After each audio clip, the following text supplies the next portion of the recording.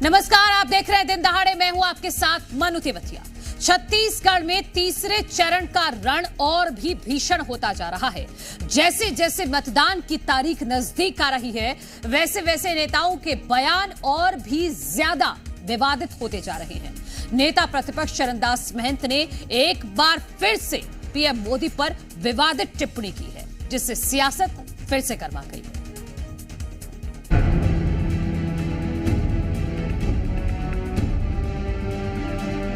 पूरी 10वीं पास है, उनके पास संविधान सीखने जाए।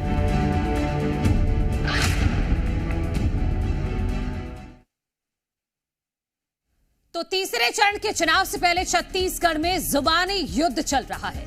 जुबानी जंग की इस कड़ी में नेता प्रतिपक्ष चरणदास महंत ने फिर तीखे तीर चलाए हैं। चरणदास महंत ने संविधान को लेकर कहा कि पीएम मोदी खुद 10वीं पास है, उन्हें खुद संविधान की समझ नहीं है, वो हमें क्या संविधान समझाएंगे। महंत के इस बयान से एक बार फिर भारतीय जनता पार्टी कांग्रेस पर हमलावर है। पूरी 10वीं पास है, उनके पास संविधान सीखने जाएंगे। 10वीं पास आदमी ये संविधान क्या सिखाएगा, जो खुद नहीं समझता, जो संविधान बदलने की बात कर रहा है। और चट्टे बट्टे जो हम लोगों को उसने संबोधित किया, तो क्या वो अंधभक्त उनको स्वीकार कर लिया है क्या? जो उनकी अंधभक्त हैं, ये शब्द हमने दिया है, कांग्रेस ने दिया है, आम जनता ने दिया है, तो क्या उसके अंधभक्त के शब्दों को उसने स्वीकार कर लिया है? तो चरणदास महंत ने क्या कांग्रेस के लिए सेल्फ गोल कर दिया है, क्योंकि ये पहला मौका नहीं है। चरणदास महंत इससे पहले प्रधानमंत्री का सिर फोड़ने की बात भी कहते रहे हैं, और जिसके बाद भारतीय जनता पार्टी ने इसे पहले चरण के बाद एक बड़ा मुद्दा बनाया था, और सब पूरी छत्तीसगढ़ बीजेपी एक हो गई थी और सभी ने एक साथ बोला था कि पहली लाठी मुझे मारो। और उसके बाद अब चरणदास महंत ने एक बार फिर से विवादित टिप्पणी की है प्रधानमंत्री नरेंद्र मोदी को लेकर।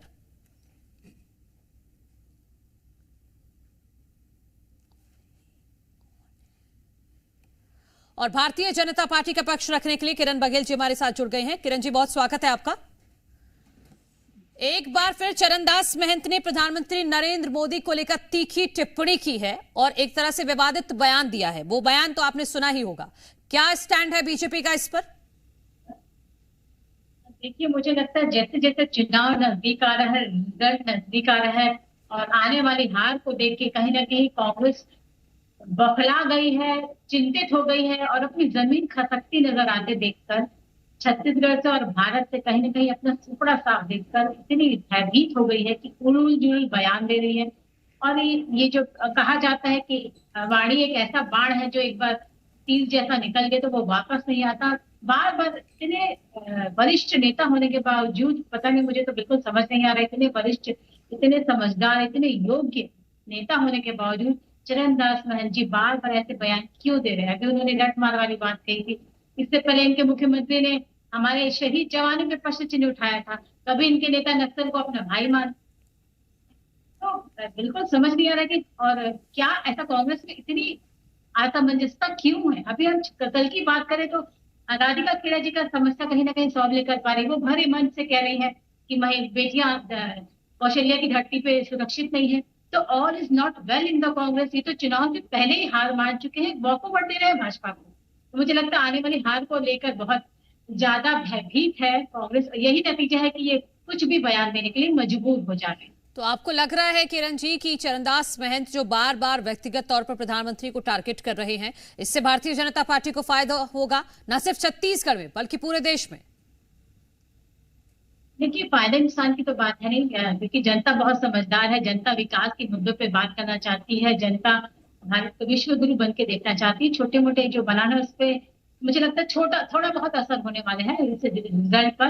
बाकी जो इमेज के तौर पे बात करें, कांग्रेस की इमेज को, एक पार्टी की इमेज को, एक नेताओं की इमेज को, तो वो बिल्कुल निश्चित तौर पर डेफिनेटली बहुत हार्म हो रहा है कांग्रेस के नेताओं के पर्सनल इमेज को। उनकी जो इमेज बिल्डिंग जो बोलते हैं, मुझे लगता है वो डैमेज होगा। रही बात जीत और हार की और फायदे की, तो already BJP was in progress और BJP is always in positive side. तो मुझे लगता है इससे बहुत बड़ा फर्क नहीं होने वाला बीजेपी। जैसे किरण जी, आपने एक पहले बाकायदा एक कैंपेन चला दिया था कि पहली लाठी मुझे मार। क्या इस स्टेटमेंट को लेकर भी भारतीय जनता पार्टी जनता के बीच में जाने वाली है, और किस तरह का मुद्दा इसको बनाया जाएगा, किस तरह से काउंटर करोगे आप? जी, ये जो मुद्दा है, ये हमारा पार्टी संगठन तय करेगा कि whether we have to take this issue forward और नॉट। ये हमारे पार्टी संगठन दिशा निर्देश करेगी। अगर पार्टी को लगेगा कि इसे एक मुद्दा बनाया जा सकता है, तो डेफिनेटली हमारी पार्टी के कार्यकर्ता नेता इसको एक इशू बना सकते हैं। चरणदास महंत पहली बार नहीं है, इससे पहले भी मैंने जिक्र किया कि उन्होंने प्रधानमंत्री मोदी को लेकर लाठी मारने वाली बात कही, और अब ये बात संविधान को लेकर कही गई है। जब बार बार कांग्रेस की तरफ से कहा जा रहा है कि बीजेपी सत्ता में आएगी तो संविधान बदल देगी, ये भ्रम फैलाना कांग्रेस के पुराने डीएनए है और कांग्रेस की पुरानी आदत है। कभी एक बोलते थे कि महतारी वंदन योजना सिर्फ लोकसभा तक लागू होगी, महिलाओं को सिर्फ 3 माह तक दिया जाएगा, फिर इसे बंद कर दिया जाएगा। फिर अब ये कह रहे हैं संविधान। आप देख सकते हैं 1950 के बाद से लेकर 2023 तक कुल हमारे संविधान में 106 अमेंडमेंट हुए हैं, और सबसे ज्यादा अमेंडमेंट इनके कांग्रेस के शासनकाल में। तो क्या हमारा संविधान बदल गया? जबकि 9 से 10 बार जो अमेंडमेंट हुए हैं वो भाजपा के शासनकाल में, जो जनता से जुड़े हुए हित पे, जनता से जुड़े हुए मुद्दों पे किया। तो कहीं ना कहीं ये जनता को भ्रमित करने का काम कर रही है, जनता को बरगलाने का काम कर रही है, जनता का ध्यान को भटकाने का काम कर रही है। क्योंकि कहीं ना कहीं इनको दिख रहा है कि किस तरह जनता का झुकाव मोदी जी के गवर्नमेंट पे है, मोदी जी के गारंटी पे है, मोदी जी की योजनाओं पे है, जन कल्याणकारी योजनाओं पे है। तो जनता का ध्यान भटकाने के लिए लगातार आप देख सकते हैं, अगर आप इसके प्रोटोकॉल को देखते हैं तो लगातार जनता को भ्रम फैलाने का काम कर रहे हैं। क्योंकि मुद्दा विहीन, नेता विहीन, नीति विहीन, नियत विहीन कांग्रेस के पास कोई और मुझे लगता है जरिया बचा ही नहीं है जनता को अट्रैक्ट करने का। तो जनता को झूठ और जो बोलना चाहिए बिल्कुल रिडिकुलस बयान देकर भ्रम फैलाने की स्थिति निर्माण कर रहे हैं।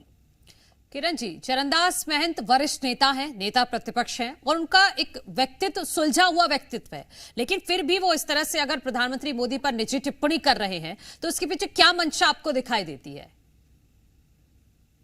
मुझे लगता है 2 चीजें हो सकती हैं, क्योंकि महंत जी और भूपेश बघेल जी के बीच में जो ठनी थी वो कहीं जग जाए रही है। क्योंकि अगर आप पिछले कार्यकाल को देखें तो चरणदास महंत जी ने सार्वजनिक तौर पे कहा था कि मेरी अंतिम इच्छा है राज्यसभा जाने की।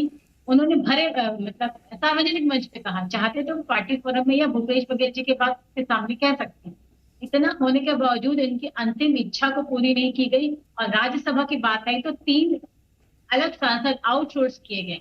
तो all was not well between Congress, I mean between Bhupesh ji and Charandas Mahant ji. तो मुझे लगता है आपसी खींचातानी, आगे की हार को लेके, आगे की रणनीति को लेके, जैसे कि आप देख सकते हैं कितना बिखराव की स्थिति है प्रेजेंट छत्तीसगढ़ कांग्रेस की। अगर हम स्थिति की बात करें, इतनी बिखराव है। सत्ता की चाशनी में आपसी कार्यकर्ता लिपटे हुए थे, सत्ता गई और पूरी कार्यकर्ता बिखर गई।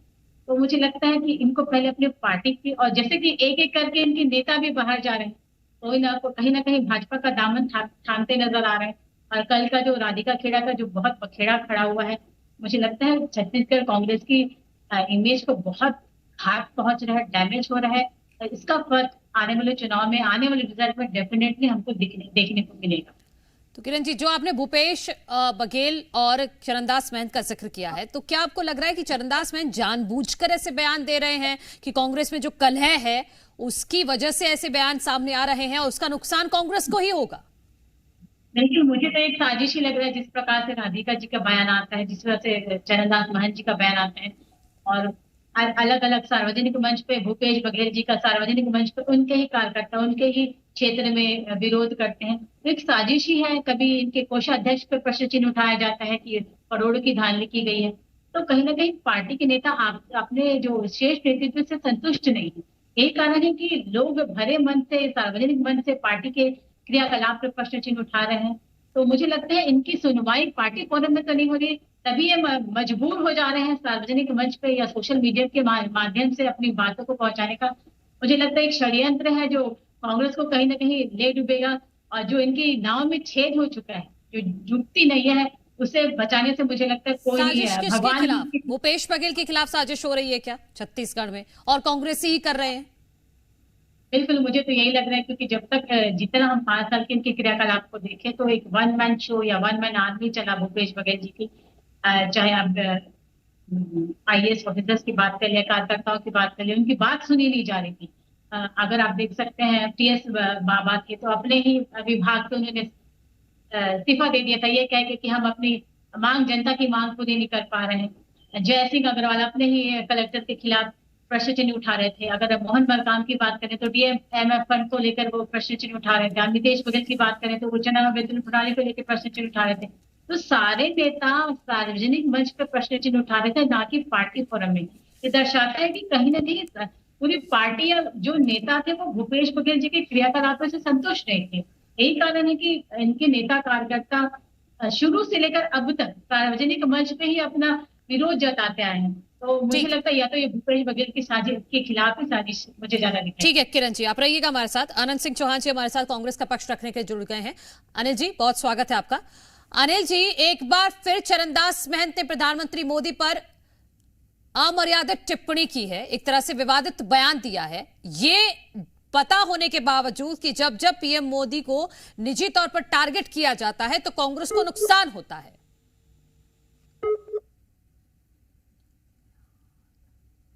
सुन पाया मैं।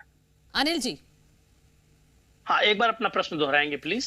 अनिल जी, चरणदास महंत ने एक बार फिर प्रधानमंत्री मोदी को लेकर विवादित बयान दिया है, ये जानते हुए कि जब जब आप PM पर निजी टिप्पणी करते हैं, उनको टारगेट करते हैं तो कांग्रेस को नुकसान होता है। देखिए, आपको, आपके दर्शकों को नमस्कार करते हुए मैं एक निवेदन करूंगा। नमस्कार। कि प्रधानमंत्री मोदी सर्वाधिक निजी टिप्पणी करते हैं। चरणदास महंत जी का कहीं ना कहीं प्रोटोकॉल या पद की गरिमा उनसे कम ही है, ये आप भी जानते हैं, हम भी जानते हैं। लेकिन प्रधानमंत्री जब 10 करोड़ की गर्लफ्रेंड, कांग्रेस की विधवा, जर्सी गाय, इस तरह की बातें करते हैं, आंखें मिचकाने का सदन में नाटक करते हैं, तो देखिए, मैं मानता हूं कि किसी भी दल में स्तरहीन और व्यक्तिगत अटैक नहीं होना चाहिए, विचारधारा की लड़ाई होनी चाहिए। लेकिन अगर आप इस बात को अगर डिस्कस ही करना चाहें तो मैं समझता हूं कि हिंदुस्तान के इतिहास में पहला ऐसा प्रधानमंत्री है नरेंद्र मोदी जी, जो सर्वाधिक व्यक्तिगत अटैक करते हैं, अपनी उपलब्धियों को नहीं बताते हैं, कहीं ना कहीं विपक्ष का दमन करना, विपक्ष को टारगेट करना और सारी एजेंसियों के माध्यम से विपक्ष के विरुद्ध आंकड़े लाना, विपक्ष का दमन करना, उनको जेल भेजना, FIR करना। ये क्या सरकारें इसलिए बनाई जाती हैं कि विपक्ष का दमन कैसे कर सकें, नेताओं पर व्यक्तिगत प्रहार कैसे कर सकें? आप देख पा रहे होंगे जैसे देवगौड़ा जी के पोते ब्रजभूषण शरण सिंह के बेटे को, ऐसे दागियों को इन्होंने टिकट दिया है। और एक तरफ परिवारवाद और भ्रष्टाचार, जिस तरह से पहला जो बयान दिया था वो PM को लाठी मारने वाला, उसको भारतीय जनता पार्टी ने एक बड़ा मुद्दा बनाया, तो कहीं ना कहीं चरणदास महंत ने तो फिर मौका दे दिया बीजेपी को बैठे बिठाए। देखिए, महंत जी ने जिस लब्बो लुआब में लाठी मारने वाली बात जो आई थी, आपने कहा था, मैंने आपके चैनल पे ही उस समय डिबेट में कहा था, मेरे खिलाफ चौधरी साहब बैठे थे, भाजपा के प्रवक्ता। मैंने उदाहरण के साथ कहा था कि मेरे ड्राइवर ने मुझसे कहा कि बने कचारवे भैया चौधरी साहब ला, बने पटकबे ओला। तो पटकना मतलब मैं टीवी में घुस के नहीं पटकूंगा, कठोर से कठोर प्रतिरोध करना, विरोध करना, उसको उन्होंने छत्तीसगढ़ी लब्बो लुआब में महंत जी ने कहा, जिसको भारतीय जनता पार्टी इसलिए मुद्दा बनाई कि भाजपा के पास एक्चुअली मुद्दे नहीं है। बेरोजगारी, महंगाई, इन सारे मुद्दों पर ये घिर चुके हैं। चाहे रोजगार का बात कर लो, चाहे देश में कानून व्यवस्था की बात कर लीजिए, महिलाओं पे अत्याचार की बात कर लीजिए, इनके अच्छे दिनों की बात कर लीजिए, तो पूरी तरह घिर चुके हैं। तो ये नेताओं का व्यक्तिगत भाषण खोजना, उसमें विरोध प्रतिरोध करना, इस तरह की हरकतें जो भारतीय जनता किरण जी पार्टी तो एक बहुत बड़ी बात कह रही है। किरण जी जो बीजेपी के प्रवक्ता है हमारे साथ, वो कह रहे हैं कि भूपेश बघेल के खिलाफ बड़ी साजिश हो रही है और इसी वजह से चरणदास महंत जानबूझकर ऐसे बयान दे रहे हैं ताकि कांग्रेस को नुकसान हो। देखिए, साजिश और षड्यंत्र भाजपा का हिस्सा है। वहां योगी आदित्यनाथ को कैसे डोमिनेट करना है, शिवराज सिंह और रमन सिंह का कद बढ़ रहा है, कैसे उसको घटाना है, इस तरह के षड्यंत्र और साजिश भारतीय जनता पार्टी में होती है। और सारे भाजपा के भी बड़े नेता कहते हैं कि साजिश और षड्यंत्र, एक तरफ अमित शाह और मोदी जी हैं, दूसरी तरफ भाजपा के बाकी नेता हैं। वो भले प्रोटोकॉल के कारण सामने नतमस्तक रहते हैं, लेकिन भाजपा में आज आप देखिए अंतर्द्वंद मचा हुआ है। चाहे चिंतामणि महाराज को सरगुजा में कांग्रेस से ले जाकर टिकट देने की बात हो, जिनको हमने विधानसभा में आपके यहाँ सब ठीक है ना, चाहे दूसरी जगह आप देख लीजिए, हमारे यहाँ बिल्कुल सब ठीक है। निश्चित रूप से मैं आपको एक बात जरूर कहूंगा कि हमारे यहाँ अभिव्यक्ति की आजादी है, उसका कई बार नेता कहीं ना कहीं नाजायज फायदा उठाते हैं या अभिव्यक्ति की आजादी का फायदा उठाते हुए अनुशासनहीनता कर देते हैं। उस पर लगातार कार्रवाइयां होती हैं, लेकिन अनुशासनहीनता पर सख्त से सख्त कार्रवाई करना, उसका यह मतलब नहीं है कि अभिव्यक्ति की आजादी हम खत्म कर दें। एक लोकतांत्रिक दल में, एक लोकतांत्रिक देश में अभिव्यक्ति की आजादी होनी ही चाहिए। ये नहीं कि भारतीय जनता पार्टी की तरह कभी शिवराज सिंह रो रहे हैं, कभी रमन सिंह आंसू बहा रहे हैं, कभी किसी को उठा के सीएम बना दो, कभी किसी को उठा के कुछ कर दो, कभी किसी को भी जेल भेज दो, कभी किसी को भया दोहन करो, कभी इंदौर, सूरत और चंडीगढ़ जैसा लोकतंत्र तैयार। ये भारतीय जनता पार्टी का चेहरा। किरण जी, इस पे काउंटर कीजिएगा। फिर अवधेश मलिक जी भी हमारे साथ जुड़ गए, वरिष्ठ पत्रकार, उनसे भी मैं कमेंट जी, हमारे पार्टी में नए योग्यता को, नए लोगों को चांस दिया जाता है। आपकी पार्टी की तरह नहीं कि सालों साल एक ही परिवार के लोग अध्यक्ष बन रहे हैं। अगर माँ अध्यक्ष बनती है तो बेटा प्रधानमंत्री का दावेदार हो जाता है, अगर बेटा प्रधानमंत्री बनता है तो माँ अध्यक्ष बन। तो कहीं ना कहीं एक परिवार के इर्द गिर्द घूमने वाली पार्टी कम से कम नए लोगों को पार्टी करें। हमारे लोग तरीके से लोग संगठन में आते हैं, संगठन में बदलाव होता है, और आपकी पार्टी की तरह नहीं कि सिर्फ एक परिवार तक सीमित रह जाते हैं। अगर बेटा पद से जाता है तो उसकी बहन आएगी, बहन जाती है तो माँ आएगी। तो कम से कम आप लोग इस बात में तो टीका टिप्पणी ना करें। और रही बात हमारे पार्टी के अंदर शासन अनुशासन की बात करें तो अनिल जी, आपके माध्यम से पूछना चाहूंगी, अनिल जी, प्रियंका दीदी आके खिंच गई, क्या उन्होंने राधिका दीदी का दर्द सुना? क्या प्रियंका दीदी, राधिका दीदी ऐसा महिला, अनिल जी, क्या प्रियंका वाड्रा राधिका जी के पास गई, उनका दर्द सुनने का प्रयास किया? जब आपकी महिला, आपके पार्टी की महिलाएं सुरक्षित नहीं तो आप भारत की महिला की सुरक्षा की क्या बात करेंगे? मैं फिर आपके माध्यम से पूछूंगी कि क्या राधिका दीदी का दर्द समझने को आप लोग जा रहे हैं? वो बिलखती रोती रह गई, लेकिन पार्टी में कोई सुनवाई नहीं हो रही। आप अभ्यर्थी की बात कर रहे हैं, बेचारी सार्वजनिक मंच पे ट्विटर। ठीक है, लेकिन हम इस पर कल किरण जी हम इस पर चर्चा कर चुके हैं, लेकिन अनिल जी फिर भी आप जवाब देना चाहते हैं तो 30 सेकंड में जवाब दीजिएगा, फिर मैं अवधेश जी को शामिल करूंगी। बिल्कुल, देखिए, राधिका खेड़ा जी के मामले में एक कमेटी का गठन हुआ है। बाकायदा उनको अगर कहीं पर भी उनको परेशानी हुई है, वो कहीं से असुरक्षित नहीं है, अगर कोई भावनात्मक रूप से आहत हुई है तो उसका इलाज किया जाएगा। अब वापस आज की चर्चा पे आ जाते हैं। हम राधिका खेड़ा जी पे कल चर्चा कर चुके हैं, चरणदास महंत को लेकर आज चर्चा है। ये क्या करेंगे? ठीक है, चरणदास महंत पर चर्चा है, इसी पर रहते हैं। अवधेश मलिक जी, चरणदास महंत ने एक बार फिर प्रधानमंत्री को लेकर टिप्पणी की है। इससे पहले हमने लाठी मारो वाला बयान देख चुके हैं और भारतीय जनता पार्टी ने उसे किस तरह से मुद्दा बनाया था यह भी हम देख चुके हैं। तो क्या कांग्रेस को नुकसान होगा? क्या सेल्फ गोल कर रहे हैं एक के बाद एक चरणदास महंत? अवधेश मलिक जी, देखिए, इस प्रकार की जो अभी की जो राजनीति है, उस अभी की राजनीति में स्तरहीनता जो है सो अपने आप में एक एट्रीब्यूट के तहत जो है सो नेता उसको ले रहे हैं। हालांकि इसमें जनता में जो इसका एक अच्छा मैसेज नहीं जाता है, क्योंकि लोग चाहते हैं कि शुचिता अभी भी बरकरार रहे, वो हो नहीं पा रहा है। लेकिन जो हालिया जो बयान है उसको लेकर ये कहा जा सकता है कि अब जब नेताओं के ये बहुत काफी लंबे समय से हो रहा है कि नेताओं के जो एजुकेशनल क्वालिफिकेशन है उसको लेकर सवाल उठता रहा है। लेकिन जो भारतीय जो स्ट्रक्चर है जिसमें मतलब ऐसी व्यवस्था दी गई है कि नेता अगर कम पढ़ा लिखा भी है तो उसके जो साइनिंग अथॉरिटी होती है उसके सेक्रेटरीज लेते हैं, जो देश के काफी जो है तेज तर्रार लोग होते हैं, काफी हाईली क्वालिफाइड लोग होते हैं।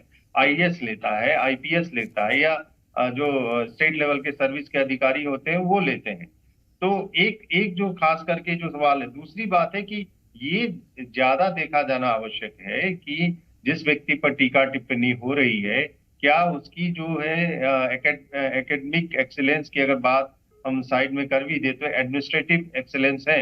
यहाँ पर भी अगर छत्तीसगढ़ में आपको नंद कुमार पटेल जी थे, गृह मंत्री रहे हैं, यहाँ पर उनकी जो है सो एकेडमिक क्वालिफिकेशन कोई बहुत शानदार नहीं थी, वो 10वीं पास भी नहीं थे। अवधेश मलिक जी, मेरा सवाल इसलिए था क्योंकि हम 2019 के चुनाव में और इससे पहले गुजरात में भी चुनाव में देख चुके हैं कि जब प्रधानमंत्री नरेंद्र मोदी पर निजी कोई टिप्पणी की गई है उसको भारतीय जनता पार्टी ने मुद्दा बनाया है और वो आंकड़ों में दिखा है।